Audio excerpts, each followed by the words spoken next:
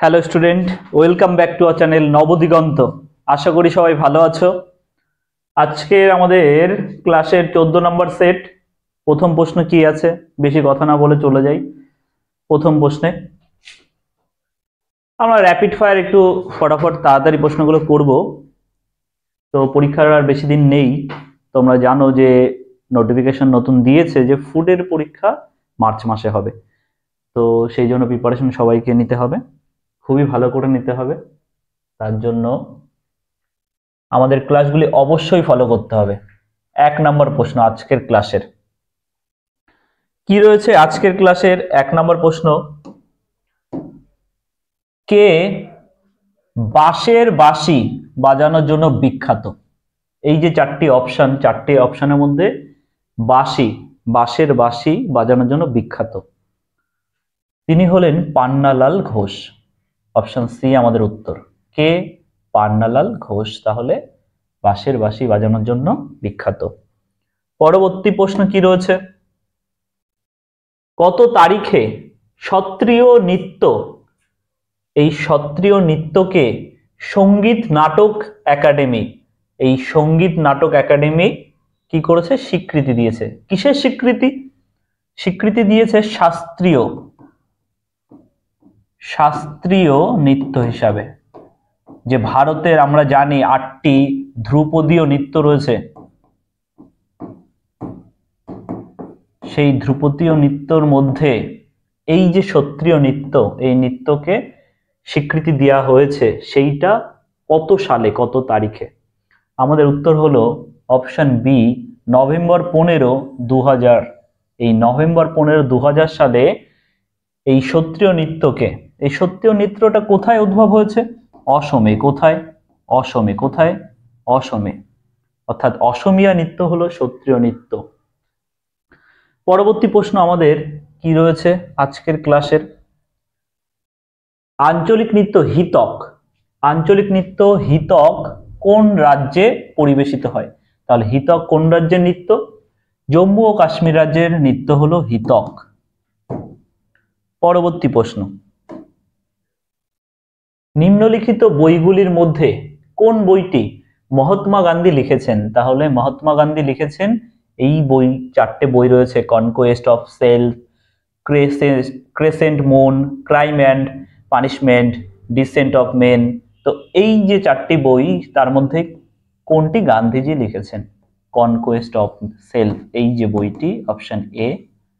এই conquest of self অর্থাৎ নিজেকে জয় করা, সেলফ, নিজেকে জয় করা, এই বইটি লিখেছেন গান্ধীজি।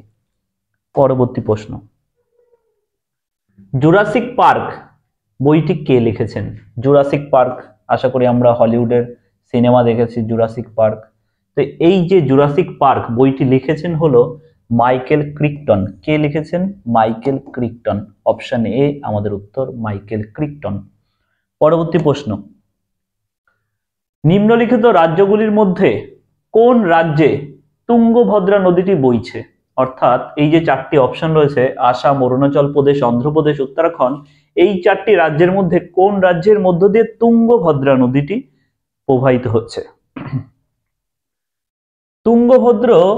এই নদীটি, তুঙ্গভদ্রা বা তুঙ্গভদ্র যাই বলি, কর্ণাটক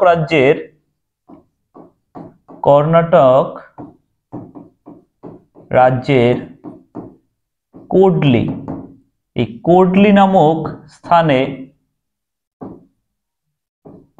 উৎপত্তি বলতে পারি আমরা। অ্যাকচুয়ালি উৎপত্তি বলতে নদী দুটো, একটা নদীর নাম তুঙ্গ এবং একটা নদীর নাম ভদ্রা। এই যে এই দুটি নদী মিলিত হয়েছে কোথায়? এই কুডলি নামক স্থানে। সেটা কোন রাজ্যে? কর্ণাটক রাজ্যে। মিলিত হয়ে যে নদী প্রবাহিত হয়েছে তাকেই বলা হয় তুঙ্গভদ্রা নদী।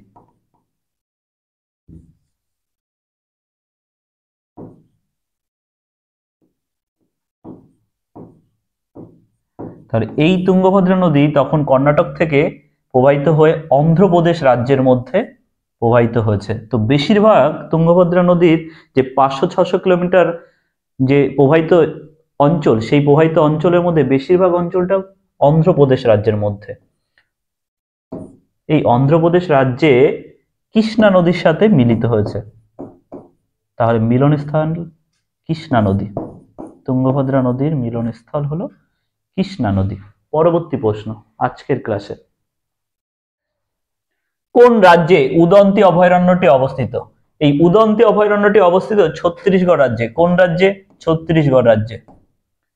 পরবর্তী প্রশ্ন, আজকের ক্লাসের পরবর্তী প্রশ্ন হলো লাইফাই। লাইফাই সিস্টেম কি? লাইফাই সিস্টেম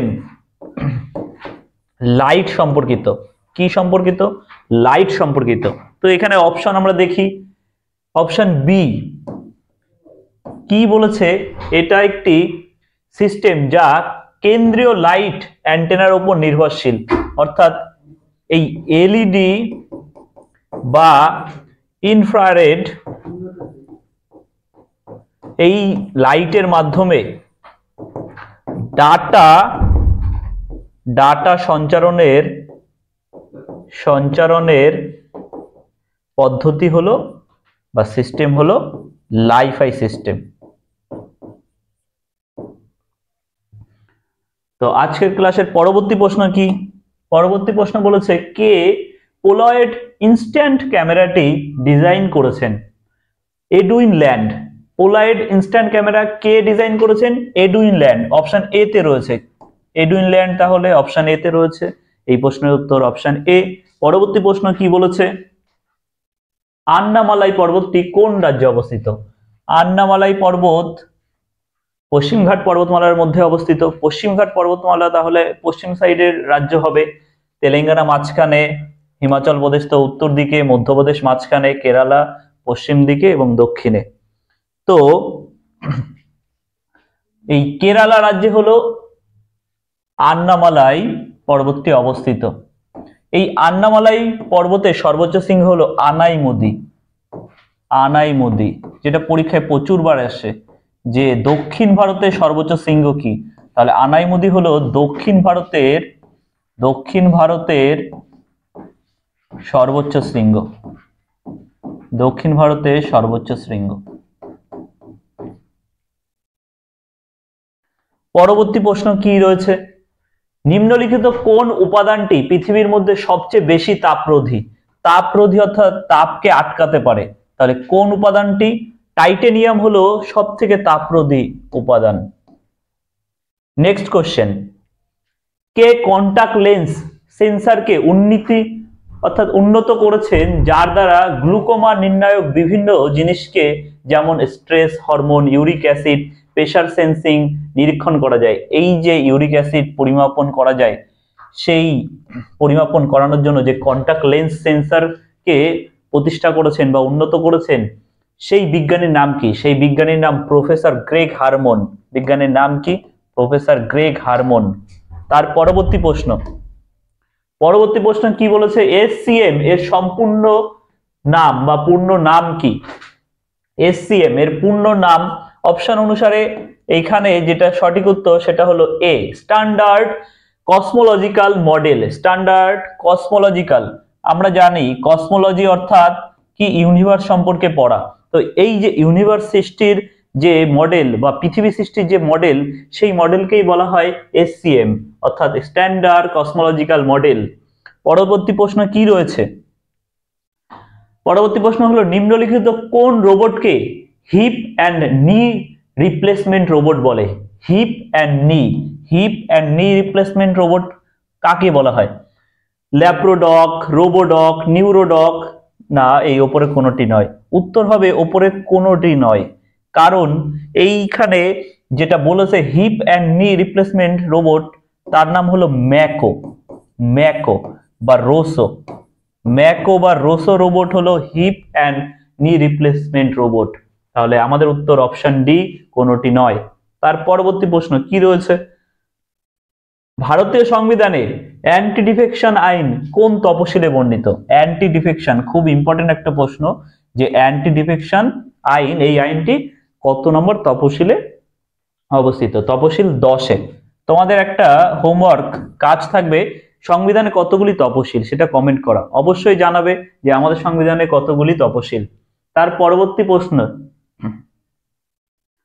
কি বলেছে? গ্রেট আলেকজান্ডার এশিয়া বিজয় করে ভারতে প্রবেশ করেন। তো এই গ্রেট আলেকজান্ডার এশিয়া বিজয় করে ভারতে প্রবেশ করেছিলেন কোন সময়ে? অপশন অনুসারে আমরা দেখতে পাচ্ছি 336 থেকে 323 খ্রিস্টপূর্বাব্দে, এই সময়ে তিনি ভারতে প্রবেশ করেছিলেন। তাহলে আলেকজান্ডার ভারতে প্রবেশ করেছিলেন কোন সময়কালে? অপশন বি আমাদের উত্তর। পরবর্তী প্রশ্ন কি বলেছে? বৈজ্ঞানিক সিভি রমন আবিষ্কার করেন।